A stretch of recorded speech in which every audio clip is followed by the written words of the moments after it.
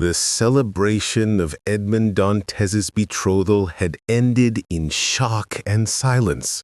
The music had stopped, the sweets had turned bitter in the mouths of the guests, and Mercedes' white dress, once a symbol of joy, now seemed like a garment of mourning. Edmond had been taken away by soldiers, accused of crimes he did not even understand. Mercedes clung to Edmond's father, her face pale and wet with tears. They cannot keep him. Edmond is innocent. Everyone knows it. The old man nodded, though his hands trembled. Yes, child, but envy is a cruel enemy. I fear something dark has been planned. Indeed, outside the walls of their humble home, two men congratulated themselves in secret, Danglars and Fernand. Succeeded in their scheme. And now they waited for the storm to destroy their rival.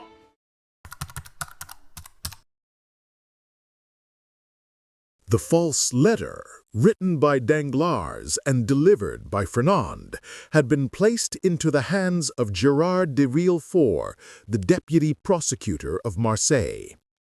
Villefort was a young man of ambition, eager to rise in government. He read the accusation carefully.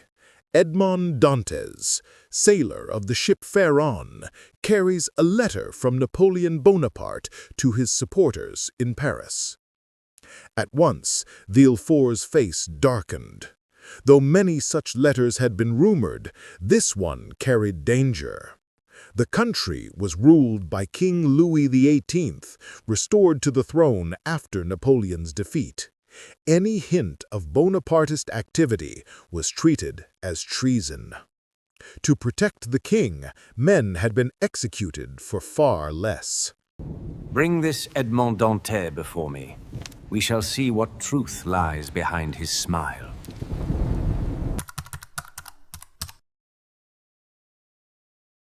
Edmond was taken into a cold stone room. His hands were bound, but his spirit was unbroken. He stood tall before the deputy prosecutor, confused but not afraid. Monsieur Dantes, you are accused of carrying a letter from the exiled Emperor Napoleon to his supporters in Paris. What say you? A letter? Yes, I was given a letter on the island of Elba by the dying captain of my ship. He begged me to deliver it, and I promised. I did not even read it. It was an act of duty, nothing more. Do you know to whom this letter was addressed? No, monsieur, I only know it was to be delivered in Paris. I wished only to keep my word to my captain. I am a sailor, not a politician. The sincerity in Edmond's voice would have touched any fair-hearted judge, but Villefort's ambition clouded his sense of justice. For when he broke the seal and read the letter, he discovered a terrible truth. It was addressed to a Bonapartist leader, his own father. If the letter became public, Villefort's family name would be ruined and his career destroyed. His heart pounded as he faced the young sailor. Here was a man innocent of plotting, yet carrying evidence that could bring shame upon him. You admit to carrying this letter? Yes, but I swear to you I had no idea of its contents. I would gladly burn it if it causes harm. Villefort studied Edmond for a long moment. He saw the honesty, the innocence, the youth. Part of him longed to release the boy and clear his name, but his ambition refused. Edmond Dantes, you have confessed to carrying a letter from the enemy of the king.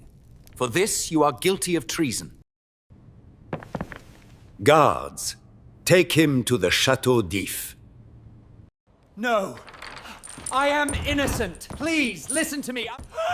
but his words were drowned by the clanging of the prison doors.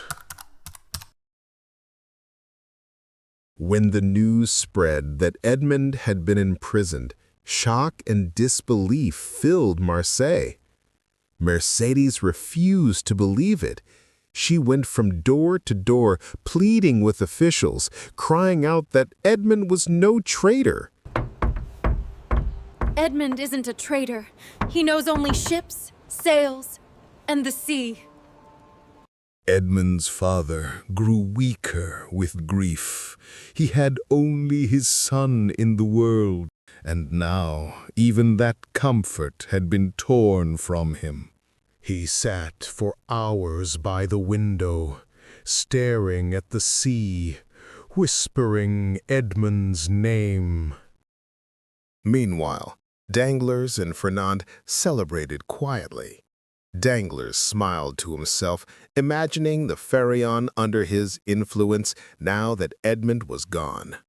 Fernand, though, cared only for Mercedes. He visited her daily, pretending to comfort her, but secretly hoping her despair would push her into his arms. Yet each time, Mercedes turned away, her loyalty to Edmund unshaken. If he is in prison for 100 years, still I will wait. Her words cut Fernand's heart like a knife.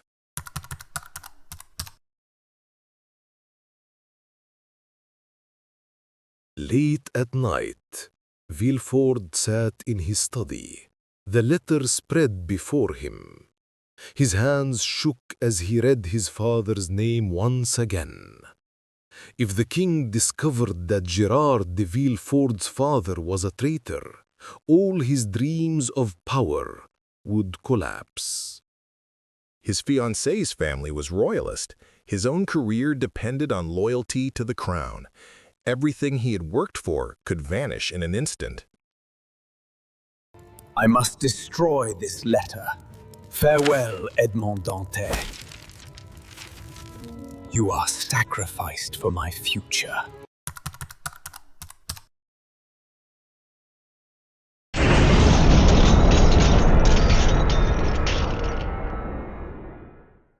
At dawn, soldiers dragged Edmund from his cell.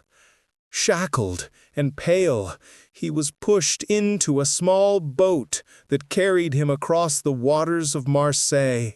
He looked desperately at the city, the port where he had dreamed of being captain, the house where his father waited, the streets where he had walked with Mercedes. Every sight pierced his heart like a blade. Where are you taking me?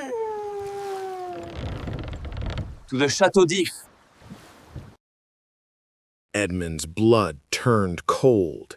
The Chateau d'If was a fortress prison built on a rocky island, infamous for housing traitors and prisoners. Few who entered its gates ever returned. As the boat approached the dark stone walls rising from the sea, Edmund's spirit sank. Mercedes. Father. Help me. As the iron doors shut, he felt the world of freedom and love slip away, leaving only hollow pain within him. Back in Marseille, Fernand and Danglars exchanged satisfied glances. Dantes is gone. The sea has swallowed him, though he lives still. Yes, gone. And now she will be mine. But deep in his heart he knew the truth. Though Edmund was imprisoned, his spirit lived on in the heart of Mercedes, and no chains could break that bond.